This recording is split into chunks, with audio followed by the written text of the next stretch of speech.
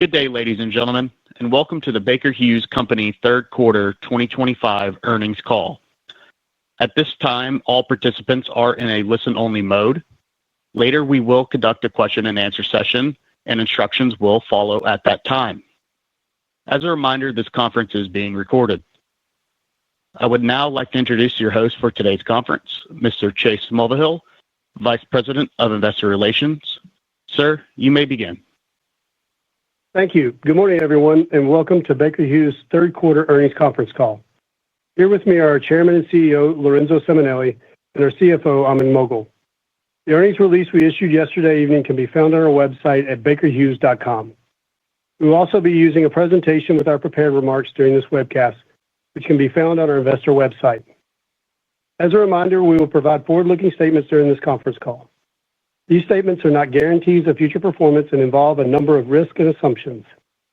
Please review our SEC filings and website for the factors that could cause actual results to differ materially. Reconciliations of adjusted EBITDA and certain GAAP to non-GAAP measures can be found in our earnings release. With that, I'll turn the call over to Lorenzo. Thank you, Chase.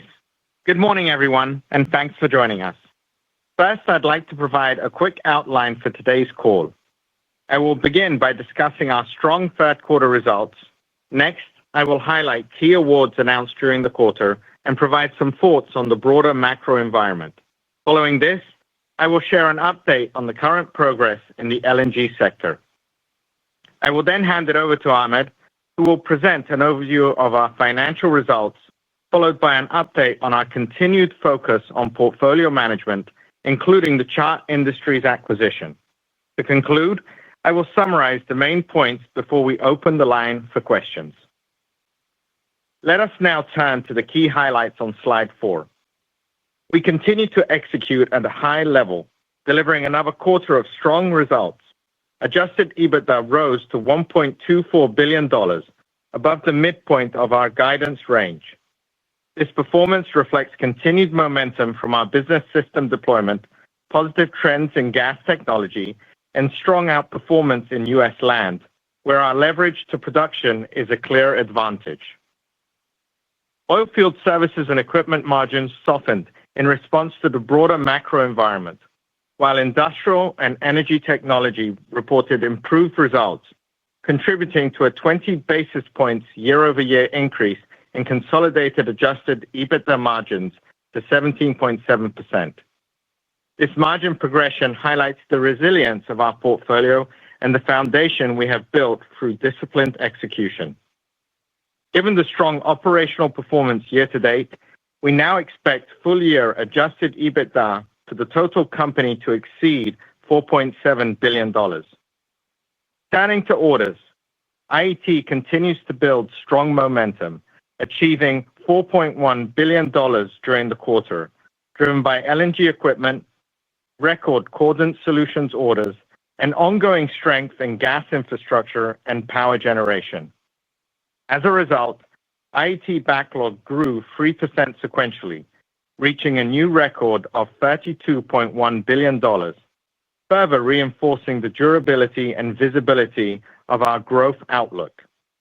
Through the first 3 quarters, IET orders totaled nearly $11 billion, including $1.6 billion from new energy, already reaching the high end of the $1.4 to $1.6 billion guidance range.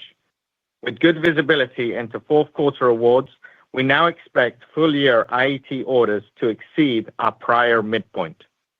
Looking ahead, we are targeting at least $40 billion of IET orders over the next 3 years. This outlook is supported by the breadth and versatility of our technology portfolio, which continues to generate a robust pipeline across an expanding range of end markets. We expect growth to be led by gas infrastructure, power generation, and new energy markets, while LNG equipment orders are expected to remain consistent with our solid performance over the past 2 years. In OFSE, subsea surface and pressure systems delivered a record quarter with $1.2 billion in orders, driven by major contract wins in Turkey and Brazil. Turning to slide 5. As I highlighted, we made strong progress on IET orders year to date, reflecting continued momentum across LNG, power generation, and new energy markets. With strong visibility into our current pipeline, we expect this strength to carry into 2026. In LNG, we secured over $800 million in equipment orders this quarter, including Trains 3 and 4 of Sempra's Port Arthur Phase 2 and Train 4 of NextDecade's Rio Grande LNG. At Rio Grande, our Cordon Asset Health digital solution is being deployed on the first 3 trains. These awards reflect continued investment in large-scale LNG infrastructure and demonstrate our ability to deliver value by integrating equipment and digital capabilities to reduce downtime and boost availability and production. In power generation, we continue to experience strengthening demand for distributed power, cogeneration, and geothermal solutions throughout the oil and gas, industrial, data center, and geothermal markets. Notably, we secured a significant award from Dynamis for mobile power generation for oil and gas operations in North America, supplying more than 1 gigawatt of aeroderivative gas turbines to meet rising energy needs across upstream and downstream markets. We also made meaningful progress in geothermal power, securing a contract to design and deliver equipment for 5 organic Rankine cycle power plants for Fervo's Cape Station project in Utah. This site will generate 300 megawatts of clean, reliable power, enough to supply approximately 180,000 homes. This builds on our earlier collaboration with Fervo, where OFSE provided subsurface drilling and production technologies. Together, these wins demonstrate the growing relevance of our integrated portfolio for scalable, low-carbon energy solutions. We also signed a collaboration agreement with Controlled Thermal Resources for the 500-megawatt Hell's Kitchen geothermal project in California. As part of this broader trend, we are seeing continued momentum in data center power demand. Year to date, we have now booked more than $700 million in power generation equipment orders for data center applications, led by our Nova LT technology. We remain confident in achieving $1.5 billion of data center orders ahead of our original 3-year timeline, underscoring the increasing relevance of our power solutions in this fast-growing market. On aftermarket services, we secured a long-term service contract with BP for its Tangguh LNG facility in Indonesia and extended our agreement with Pembina Pipeline to support upgrades for the Alliance Pipeline system in North America. These awards reinforce the convertibility of our installed base into aftermarket and service opportunities, reflecting the resilience of our life cycle model. In offshore, a market we continue to see as a compelling long-term growth opportunity, IET secured an award to supply power generation and compression equipment for an FPSO in South America. This award further demonstrates our ability to deliver integrated solutions for critical energy infrastructure. SSPS delivered a record order quarter, driven by a significant award for subsea trees in Turkey. We will supply Turkish Petroleum with integrated subsea production and intelligent completion systems for the 3rd phase of the Zakaria gas field. In offshore Brazil, we also announced a frame agreement with Petrobras for up to 50 subsea trees, marking our return to this subsea tree market following an extended absence. In flexible pipe systems, we booked an additional 66 kilometers of risers and flow lines for hydrocarbon production, CO2 injection, and gas lift, again highlighting our technical leadership in complex offshore developments. We will also provide an all-electric integrated completion systems for the Búzios field in Brazil, enabling more precise subsurface control, increased operational efficiency, and enhanced reliability. Petrobras also extended contracts for our Blue Marlin and Blue Orca stimulation vessels. In Saudi Arabia, we won a major multi-year award from Aramco to expand coil tubing drilling operations, including 6 new units and extensions for 4 existing ones, supporting both re-entry and greenfield projects across the kingdom. For production solutions, we signed a 5-year extension to provide hydrocarbon and water treatment products and services across Valero's North America and UK refineries. We also continue to see strong demand in Mexico for our downstream chemical solutions as we help Pemex manage crude quality challenges.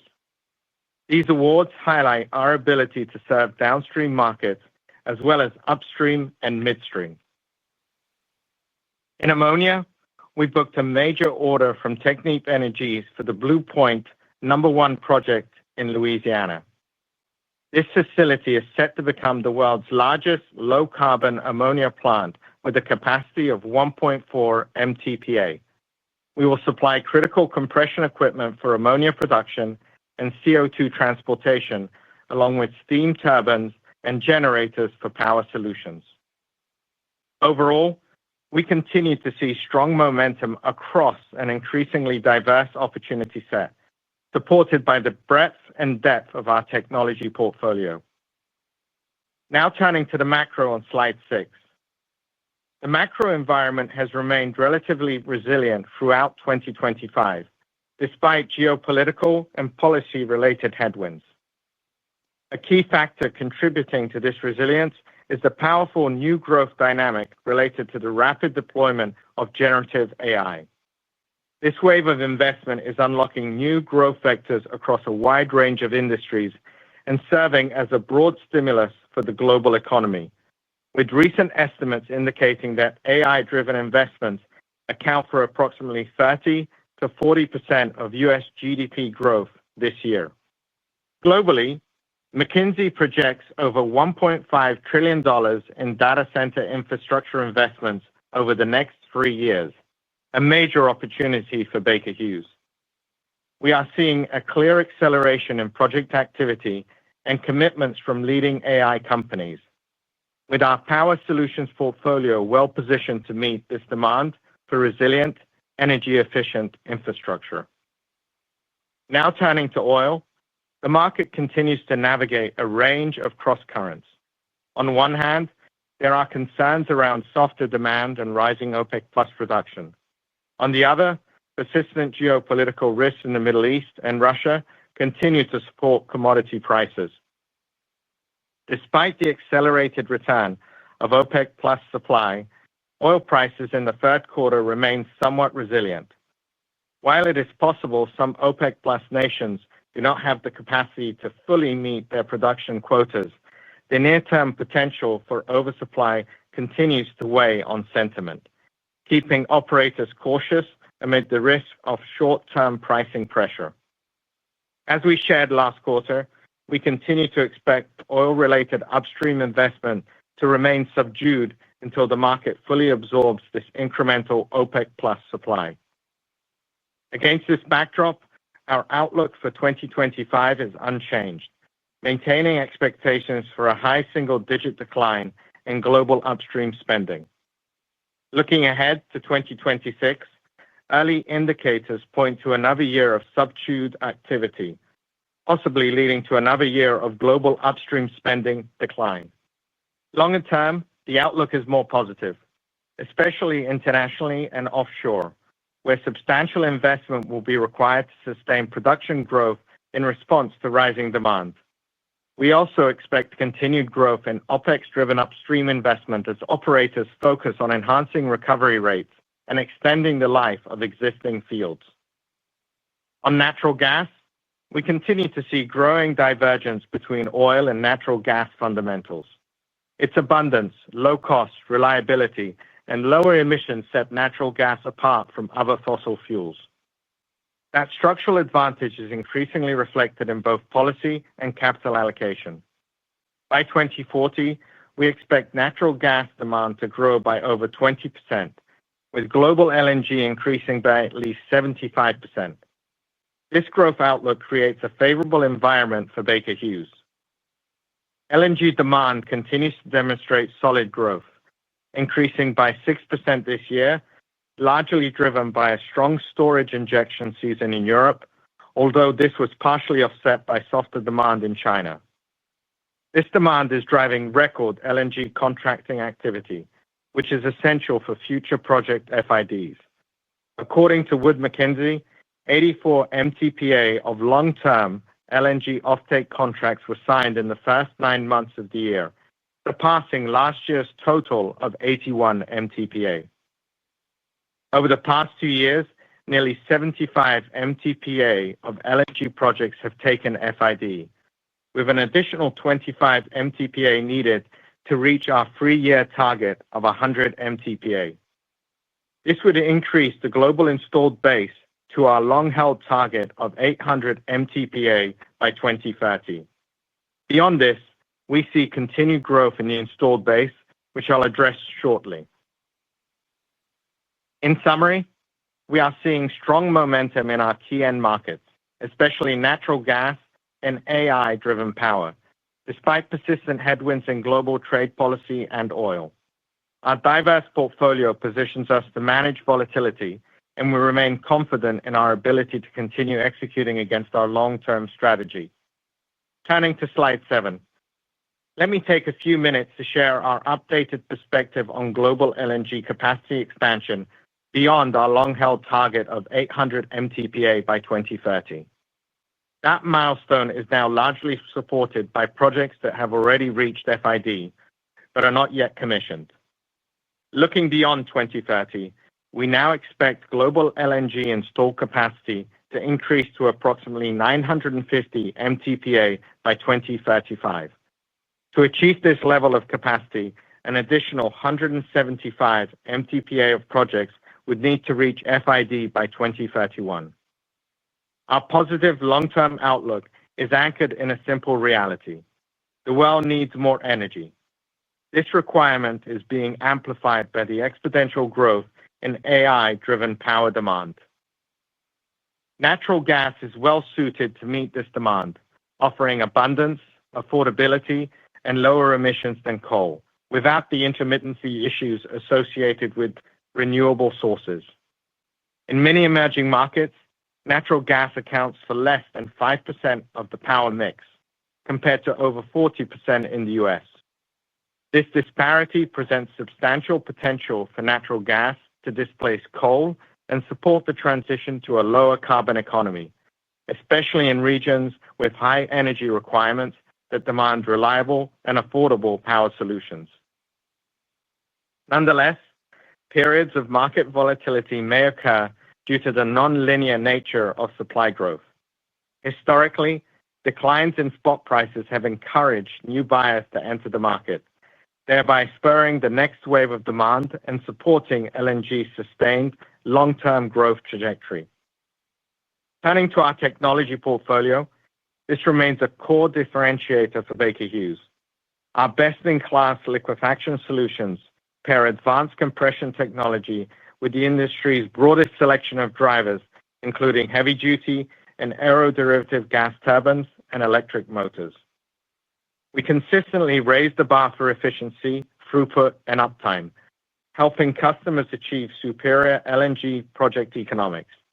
The LM9000 aeroderivative gas turbine exemplifies this, delivering 44% simple cycle efficiency and setting new benchmarks in performance and reliability for large-scale energy infrastructure projects. We expect that the integration of Chart will further enhance the value we bring to customers, enabling greater optimization across the LNG value chain. This allows for more efficient project design, improved and better lifecycle economics, which we expect will result in superior outcomes for our customers. Importantly, an increasing installed base supports structural growth over the next decade in our gas tech services business, a key driver of long-term growth and earnings durability for Baker Hughes going forward. These service agreements are critical to ensuring the performance, reliability, and emissions performance of LNG facilities over their full life cycle. Overall, we see sustained LNG growth well beyond 2030, driven by rising global energy demand, the push for decarbonization, and infrastructure expansion in emerging markets. Baker Hughes is well positioned to capitalize on this trend, leveraging deep market expertise, innovative technology, and reliable execution to support our customers with solutions that improve performance, reduce emissions, and enhance project economics. Now, let me summarize the key points before handing it over to Ahmed. The third quarter was marked by strong execution and meaningful strategic progress. Operationally, we continue to perform at a high level. IET delivered another quarter of strong order momentum, further demonstrating the breadth and versatility of our portfolio. At the same time, our business system continues to drive consistent performance across the company. The announced acquisition of Chart represents a significant milestone in our journey to become a leading energy and industrial technology company. We see substantial opportunity in combining our portfolios, and we expect that the acquisition will enrich our differentiated technology offerings and enhance the value we deliver to customers across critical, high-growth markets. As we announced earlier this month, we are conducting a comprehensive evaluation of our capital allocation focus, business, cost structure, and operations in connection with the pending acquisition of Chart. This evaluation reflects the disciplined actions we have consistently taken over the years to establish a proven track record of driving strong performance and represents a natural progression in our ongoing value creation strategy. We have made substantial progress in driving operational improvements, advancing our portfolio, and delivering leading shareholder returns, and we are confident that we have the right strategy to build on this momentum and continue creating long-term value for shareholders. Lastly, I want to take this opportunity to extend my sincere congratulations to Ganesh Ramaswamy as he embarks on his next chapter as a CEO. During the past 3 years, Ganesh has been an exceptional leader at Baker Hughes, successfully implementing our business system and leading the organization with purpose. To maintain continuity and sustain progress within IET, Maria Claudia Boros, a seasoned and highly respected executive at Baker Hughes, will step in as interim EVP of IET. With that, I'll turn the call over to Ahmed. Thanks, Lorenzo. Starting on slide 9. As Lorenzo highlighted, we delivered another quarter of strong orders with total company bookings of $8.2 billion, including $4.1 billion from IET. Adjusted EBITDA increased by 2% year-over-year to $1.24 billion, based on revenue growth of 1%, as margins increased by 20 basis points to 17.7%. This performance continues to reflect the benefits of structural cost improvements and continued deployment of our business system, driving greater productivity, stronger operating leverage, and more durable earnings. GAAP diluted earnings per share were $0.61. Excluding adjusting items, earnings per share were $0.68. We generated free cash flow of $699 million. For the full year, we expect free cash flow conversion of 45% to 50%, with a typical strong performance expected in the fourth quarter. Turning to capital allocation on slide 10, our balance sheet remains in a very strong position. We ended the quarter with cash of $2.7 billion, a net debt to adjusted EBITDA ratio of 0.7 times, and liquidity of $5.7 billion. During the quarter, we returned $227 million to shareholders through dividends. Our near-term priority is to maintain the strength of our balance sheet in preparation for the closing of the Chart acquisition. On portfolio management actions, I'm pleased to report that we closed the acquisition of Continental Disc Corporation on August 7th. The sale of Precision Sensors and Instrumentation and the creation of the Surface Pressure Control JV with Cactus are progressing as expected, with closing anticipated early next year. When these two divestitures close, they will reduce annual EBITDA by approximately $150 million and generate around $1.4 billion in gross cash proceeds. Turning to the Chart acquisition, we were pleased to receive shareholder approval on October 6th. We're currently working in a number of countries to achieve the customary approvals and continue to expect the deal to close in mid-2026. As stated in the Chart acquisition announcement, our objective is to achieve a net debt-to-adjusted EBITDA ratio of 1 to 1.5 times within 24 months following the close of the deal. This reduction will be accomplished through a combination of existing cash balances, ongoing free cash flow generation, and proceeds from continued portfolio management initiatives, which are anticipated to yield $1 billion of incremental proceeds. We have formed an integration management office and commenced integration planning with the team at Chart. In the near term, the focus is on harmonizing systems and processes, supply chain, commercial, and operations structured across 14 dedicated work streams. This disciplined and targeted approach is designed to enable a seamless integration and position us to realize the full $325 million in anticipated cost synergies. Our early collaborations have demonstrated that both organizations possess aligned cultural values, prioritizing the customer at the core of all activities. The integration planning team is directed by the principle of making decisions that support the future enterprise and prioritize value creation while also acknowledging the strengths and capabilities of the legacy businesses. In addition to the significant cost synergies, we're excited about the commercial opportunities enabled by the combined product and technology portfolios. The combination expands Baker Hughes' capabilities in key growth markets such as LNG, data centers, gas infrastructure, hydrogen, and CCUS, while also enhancing our ability to deliver differentiated value-added solutions to customers. Let's now move to our segment results, starting with IET on slide 11. During the quarter, we secured IET orders totaling $4.1 billion, including more than $800 million of LNG equipment and a second consecutive record for Cordon Solutions. With a book-to-bill of 1.2 times for the quarter, IET achieved another record RPO of $32.1 billion. This RPO level and a structurally expanding installed base provide strong revenue visibility for 2026 and beyond. IET revenue increased by 15% year-over-year to $3.4 billion, led by double-digit growth in gas technology service, gas technology equipment, and industrial solutions. Segment EBITDA increased 20% year-over-year to $635 million, as margins expanded by 90 basis points to 18.8%. This strong performance was led by record GTE margins and the highest Cordon Solutions margins in the past 4 years. Turning to OFSE on slide 12. OFSE revenue this quarter was $3.6 billion, up 1% sequentially.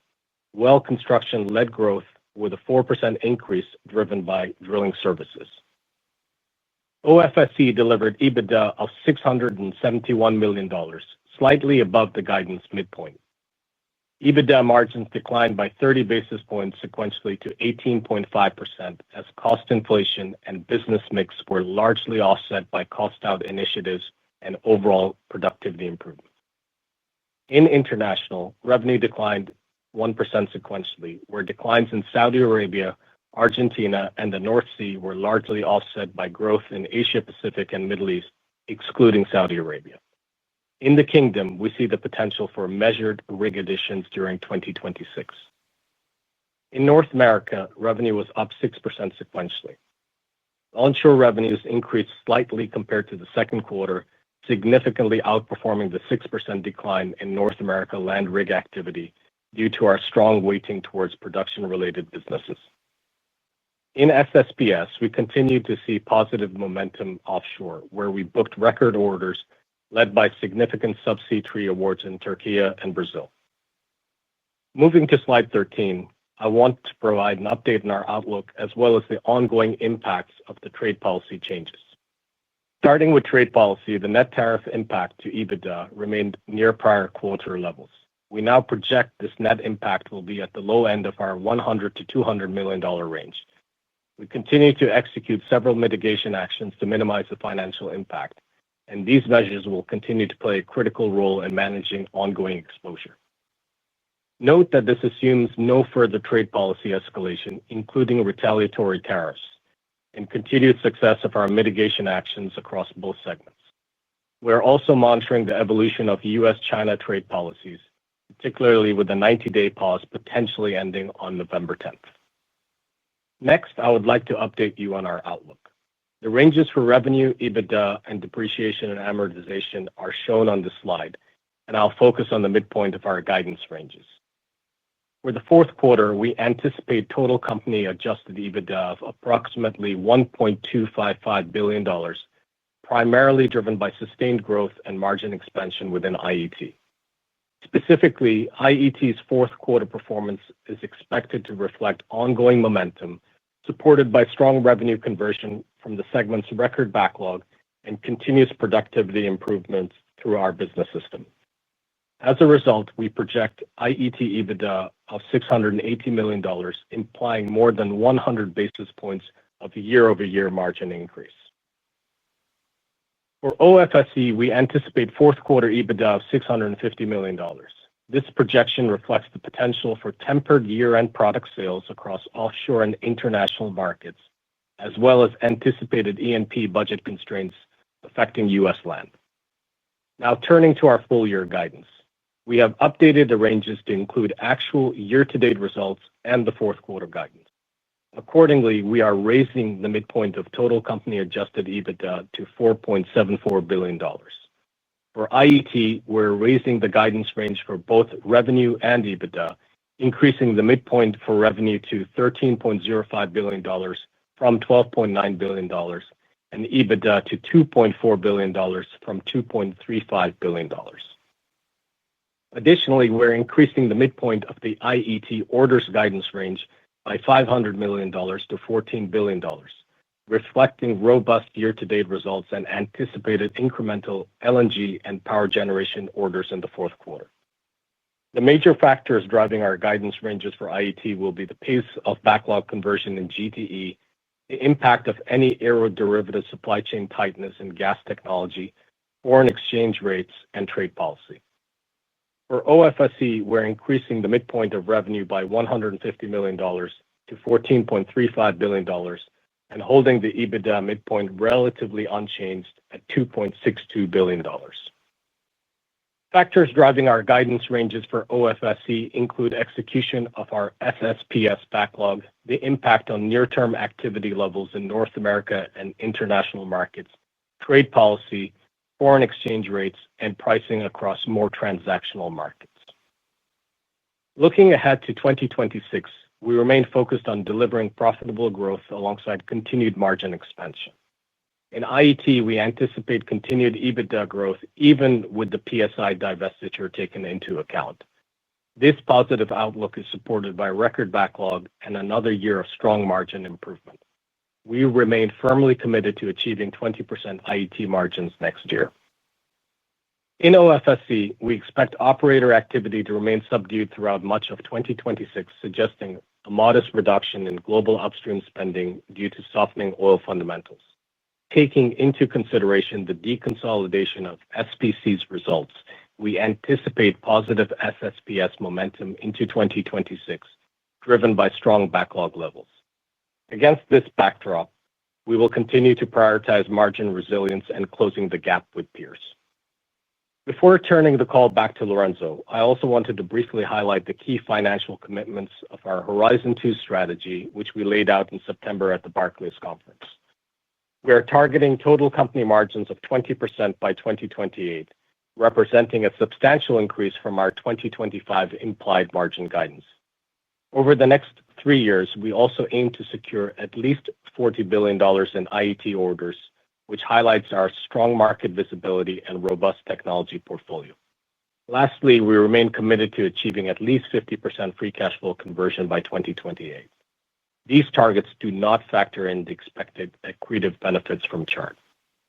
In closing, we're proud of our strong third quarter operational results, which further demonstrate our commitment to delivering long-term value for our shareholders. Looking ahead, we remain focused on driving sustainable improvements in both financial performance and operational efficiency, ensuring that our actions consistently translate into attractive returns and ongoing value creation for our shareholders. With that, I'll turn the call back to Lorenzo. Thank you, Ahmed. Our strong third-quarter performance represents clear evidence of the consistent execution and operational discipline embedded across the organization. We have fundamentally changed the way we operate, and today Baker Hughes is in its strongest position since the merger nearly a decade ago. Through Horizon One, we have delivered substantial operational improvement, expanding adjusted EBITDA margins by 320 basis points while achieving tremendous commercial success.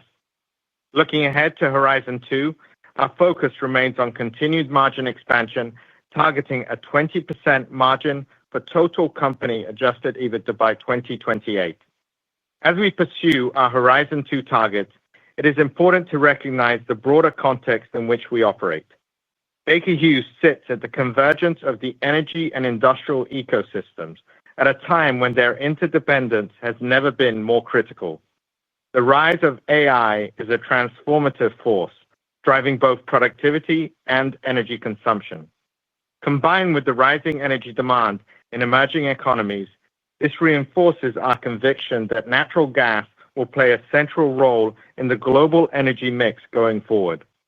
This is the age of gas, and Baker Hughes is well-positioned to benefit. The Chart acquisition further expands this runway and is expected to enhance both our revenue growth profile and long-term margin expansion opportunity.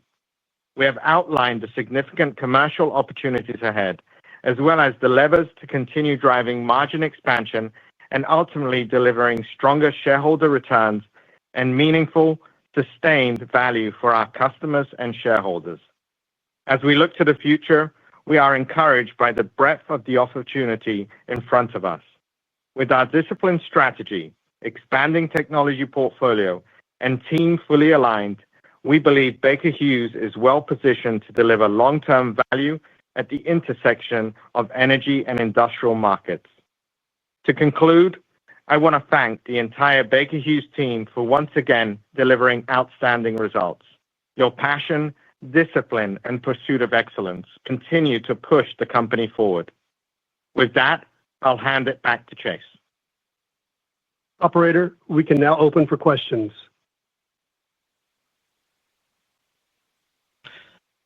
Thank you. We will now begin the question-and-answer session.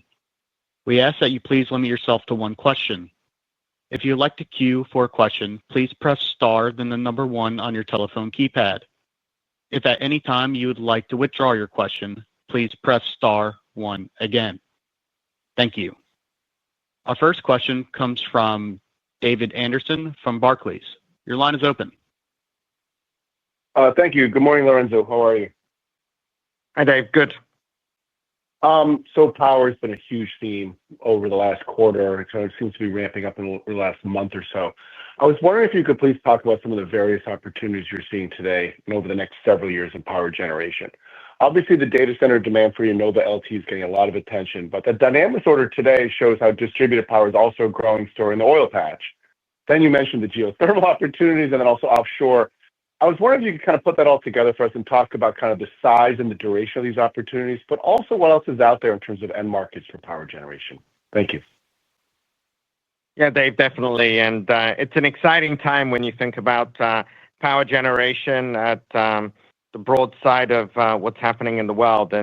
Really, it's demand growth across power generation solutions. It's definitely beyond just the Nova LTs for data center applications. When you think of Baker Hughes, we've got an equipment offering that includes generators, synchronized condensers, electric motors, and geothermal solutions that really serve across power and industrial and oil and gas markets. In addition, obviously, we've got the aeroderivatives and heavy-duty gas turbines that are available for the oil and gas power applications. As you mentioned, we booked a significant order from Dynamis this quarter. If you think about this award and this quarter, we booked $800 million of power generation-related orders this quarter. Looking ahead, the pipeline's very strong. I think it's important to note that it's not just data center, but it's really across oil and gas and industrial markets. When you think about it, it's accelerating across the oil and gas sector. When you look at some of the basins, specifically U.S. shale basins, electrification, grid constraints are driving a steep change in the need for distributed power demand. And you saw that example by the Dynamis Award. And we see that continuing also in the downstream markets. And as you look at data centers, we continue to see strong momentum. Year to date, we've booked approximately 1.2 gigawatts of data center power solutions. We remain confident that we'll achieve the $1.5 billion of data center orders ahead of the original 3-year timeline that we mentioned.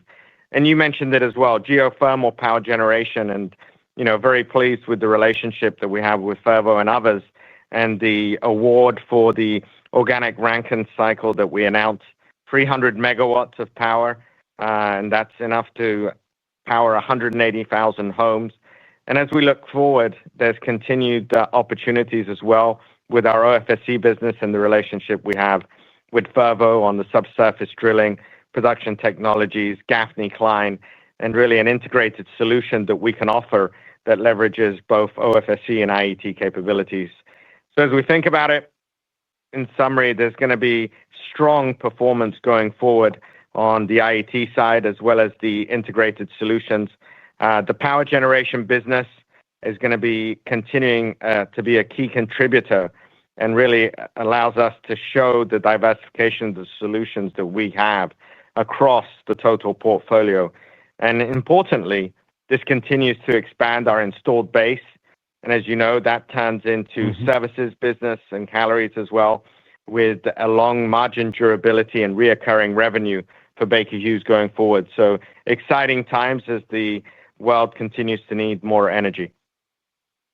Appreciate it. Thank you, Lorenzo.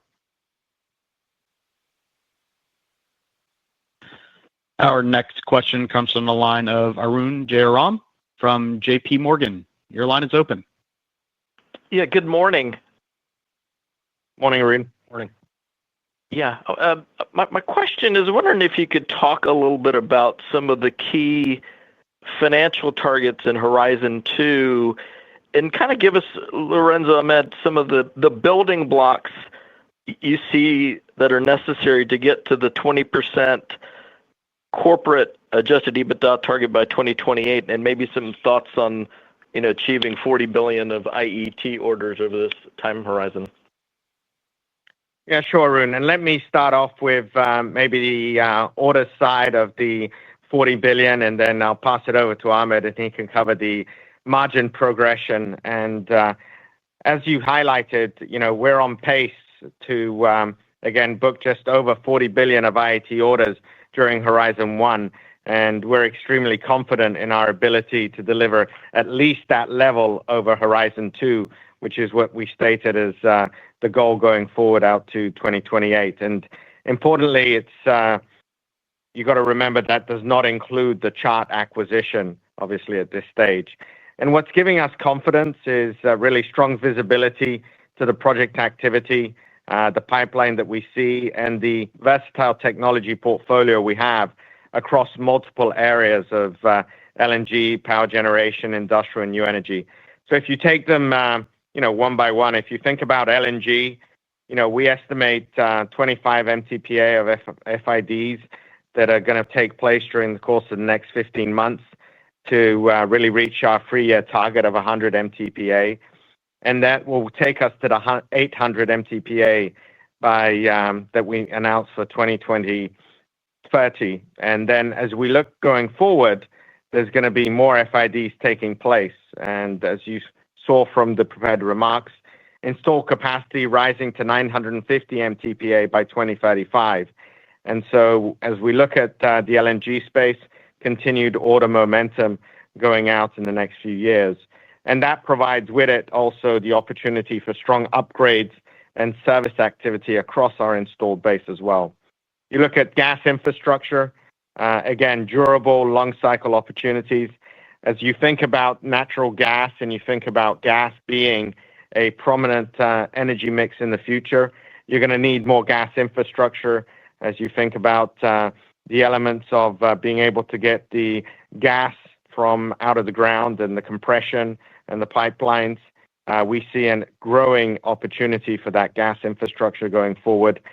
On power generation, mentioned it before, again, the step function change in demand for distributed power cogeneration, and also geothermal solutions that we mentioned previously also to Dave. And you look at another theme of data centers, again, emerging as one of the key new end markets, and we've secured several awards for our Nova LTs, and we expect $1.5 billion target to be achieved ahead of schedule. And let's not forget new energy. And as you look at this year already, we've booked $1.6 billion of orders already at the high end of our 2025 guidance, and we expect this momentum to continue across hydrogen, geothermal, and carbon capture and sequestration going forward. And lastly, digital. You're applying productivity and efficiency across all of this, and our Cordant solutions and the capabilities we have around iCenter and really tracking over 2,000 turbo machinery assets across the globe, continuing to be an opportunity as we go forward in enriching the installed base. So you look at those factors, and it gives us a lot of confidence at the $40+ billion of IET orders in Horizon 2 out to 2028. And with that, I'll hand it over to Ahmed to go through the margin. Yeah, no, thanks, Lorenzo. Look, Arun, as we look at the construct to that margin target and looking at 25, our guidance implies EBITDA margins slightly below 17.5% for the total company. So total, 20% company margins represents about 250 basis points of margin improvement over those next 3 years. So just as a reminder, that 20% margin target does not include the expected accretion from the pending Chart acquisition.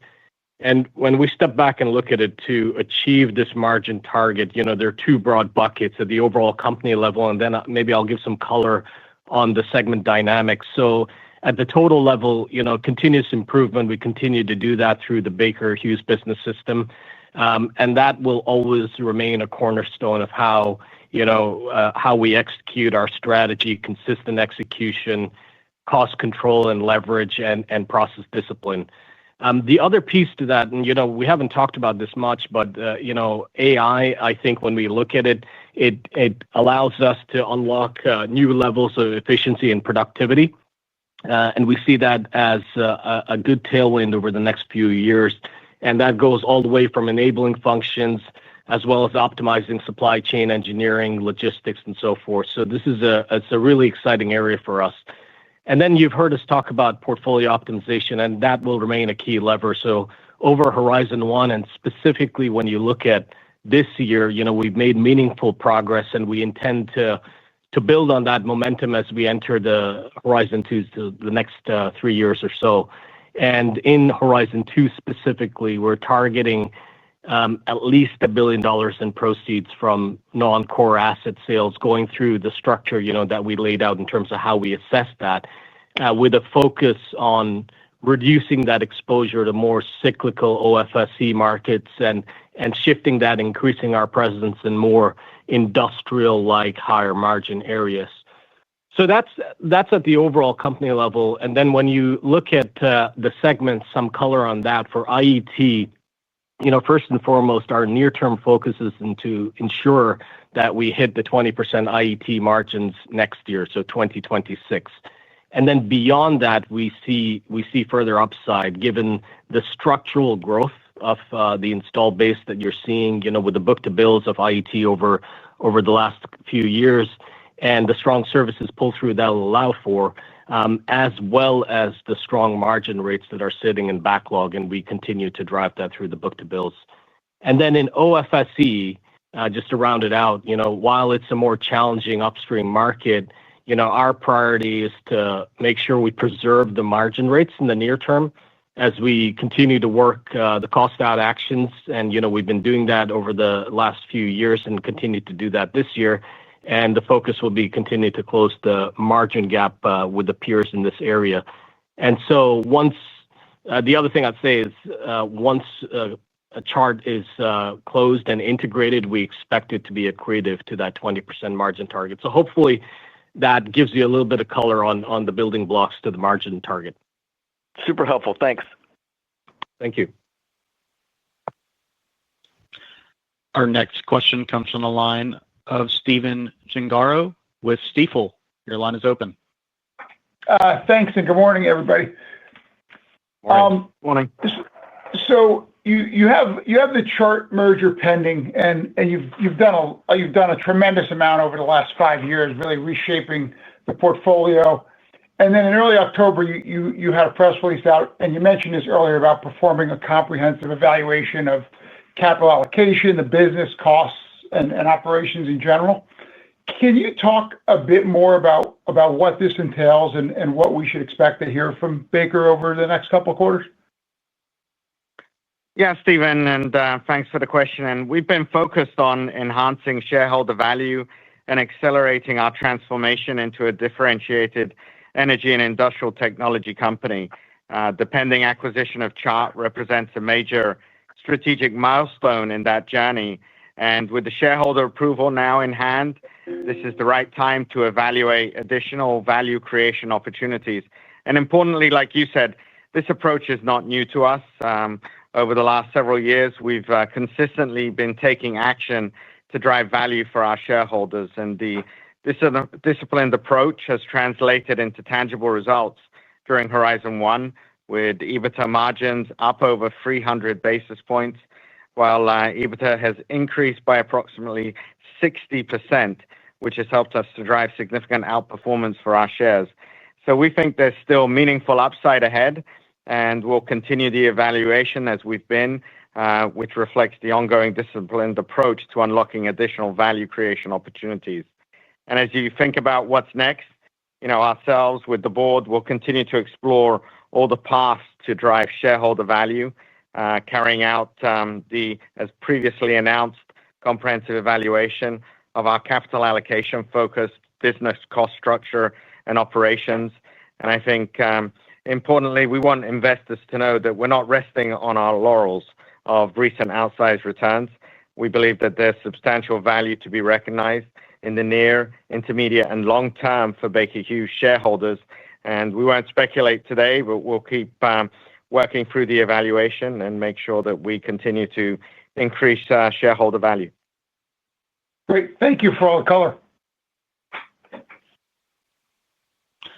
Our next question comes from Scott Gruber from Citigroup. Your line is open. Yes, good morning, Lorenzo and Ahmed. Hey, Scott. It's been a couple of months. Good morning. So it's been a couple of months since the Chart acquisition announcement. You mentioned the integration planning underway. But can you provide some more color on what you can do now through the early close period to really accelerate the time to full synergy capture and accelerate the timing to full integration of Chart into IET? Definitely. And Scott, let me start by reiterating why we continue to be very confident in the strategic and industrial logic of the acquisition. And we believe that this combination is going to significantly enhance the value we can deliver to customers. It really aligns with the IET segment, adding key thermal management and air and gas handling solutions to our portfolio. The combination also expands IET's capabilities in key growth markets, unlocking commercial synergies by offering customers value-added solutions. The breadth and diversity of the combined portfolio is going to allow us to go after aftermarket potential. And again, the aftermarket service opportunity is significant, also with digital opportunities. And so feel very good about the combined portfolio being more industrial and less cyclical, positioning the company to be able to deliver more resilient and consistent long-term performance. And that's going to provide significant revenue synergies as we go forward in the future. And I'll let Ahmed speak to some of the progress to date in setting up the integration team. Yeah, Scott, as we look at the integration itself, the focus is, as you said, is really the progress we can make before deal close. So we formed the integration management offices, and the teams, have a very strong operating rhythm. What we've seen very clearly are the cultures are very closely aligned. customer at the core of all activities, which allows us to really drive some of that commercial synergy work. In the near term, across those 14 work streams that are dedicated individuals across the board, they're focused on systems integration, architecture, all sorts of systems, supply chain, commercial, go-to-market, and operations. A lot of work there. As we progress, we're keeping a very clean sort of view on that swift integration and making sure that we can realize the full $325 million in anticipated cost synergies. Just as a reminder, for the integration itself, it's now going to be led by Jim Apostolides, who's our Chief Infrastructure and Performance Officer. He's got 25 years of operational and multi-industry leadership experience. Specifically when it comes to integration work, at both GE prior to Baker Hughes and at Baker Hughes, he's led many complex projects in the past and led those post-acquisition leadership teams. As an example, the GE separation across the enterprise that he was involved in. He's been already working closely with the integration team, given that many of the areas in the interim are, of course, focused on areas that fall under his supply chain scope.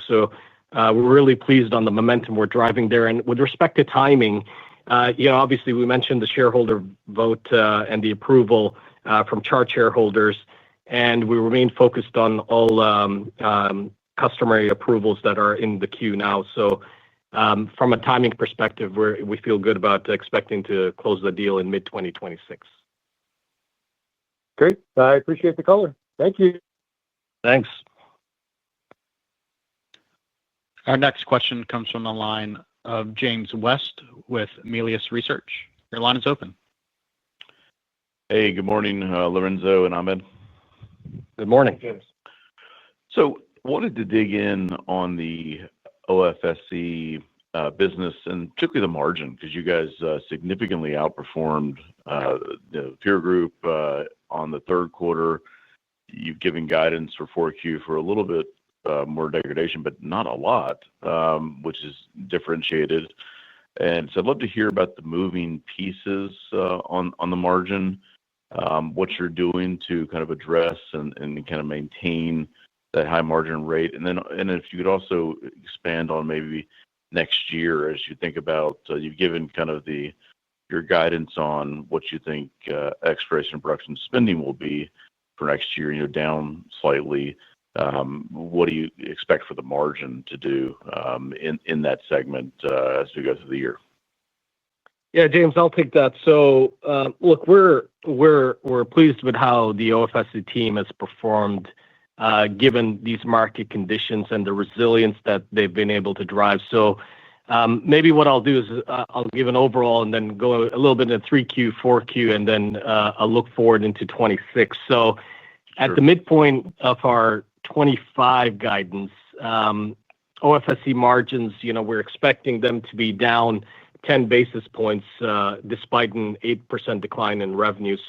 That just shows the resilience of the work the team's been doing on cost out initiatives that they started late last year and the continued simplification that Amerino has been driving as part of the overall OFSE organization. That's what's really helped deliver that year-over-year margin outperformance relative to the peers in this area. When I look at the third quarter specifically, that modest margin decline was really driven fundamentally by business mix and a little bit of cost inflation coming through. The team was able to offset most of that by cost out initiatives and overall productivity that they're driving through the fields and the shops. That again goes back to the resilience. The fourth quarter, as you mentioned, the midpoint of our guide points to both modest revenue and margin declines. That's really built up through, I would say, a couple of things. One is typical seasonality in the Eastern Hemisphere. The other thing is tempered year-end product sales across both offshore and international markets.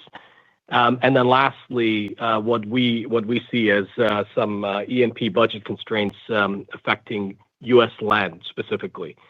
So that wraps up the year. And then when you look into 26, as we mentioned, we expect operator activity to remain subdued throughout most of the year. And that would suggest a modest reduction in global upstream spending due to what we see as the softening oil fundamentals. But, within SSPS, as an example, our strong backlog levels, we expect to drive positive momentum into 2026, excluding the effects of course, the SPC deconsolidation that will happen at the beginning of the year. So stepping back, when I look at this against this macro backdrop, we're gonna continue to emphasize what we've been doing, which is cost efficiency, pricing discipline, and upselling opportunities, and ultimately prioritizing margin quality over volume. So that is the work that's ongoing to make sure we close the gap with the peers in this area. So hopefully it gives you some color, James. Yep, that's great. Thanks, Amit. Thank you. Our next question comes from the line from Marc Bianchi with TD Cowen. Your line is open. Hey, thank you. I wanted to ask about Nova LT. You had a really good first half here for Nova LT, but it seems like 3Q didn't have much. What are you expecting for Nova LT in 4Q and into 2026? And what's the lead time look like for customers placing those orders? Yeah, Mark, I'll take this one. So, as we've noted, third quarter year to date, we've seen a sharp increase in orders for our Nova LT turbines this year, and that's across not only data centers but also traditional and emerging industrial markets. So the diversity of this industrial gas turbine is one that's really strong. So in total, when I step back and look at it, we probably expect to book over $1 billion of Nova LT orders in 2025, with oil and gas applications being roughly 1/3 and data centers and broader industrial making up the difference. And of course, that's a record orders year for Novus by a wide margin, and the pipeline we see is quite strong. So, as we highlighted, the demand for power gen applications is really broad, and we expect it to be quite strong going forward. So, in terms of capacity and how we're supporting this growth, we've been significantly increasing our manufacturing capacity, and we continue to make targeted investment in enhancing the actual performance of the industrial gas turbine, the Nova, including expanding its power range and reducing startup time. So there's a piece around the actual product efficiency, but also overall capacity. So we're seeing strong demand for delivery slots well into 2028 and beyond. And so the durability and resilience of the market is quite strong, as we can see from the backlog as well as demand signals we're looking at. And then, of course, the Nova LT, that allows us to drive substantial potential for aftermarket services growth, given it's an industrial gas turbine. As I mentioned, new capacity going in both on the production side, but also supplying spares. And as we expand that install base, that's going to be a key area. So that recurring revenue opportunity, that new unit pipeline, is one that we're very excited about. And we see quite a lot of potential in this specific area. So hopefully, Mark, that helps you a little bit. Very good. Thank you, Amit. That's okay. Thank you. And thank you. That was our last question. I will hand you back to Mr. Lorenzo Simonelli, Chairman and Chief Executive Officer, to conclude the call. Thank you to everyone for taking the time to join our earnings call today, and I look forward to speaking with you all again soon. Operator, you may now close out the call. Ladies and gentlemen, thank you for participating in today's conference. This concludes the program. You may all disconnect.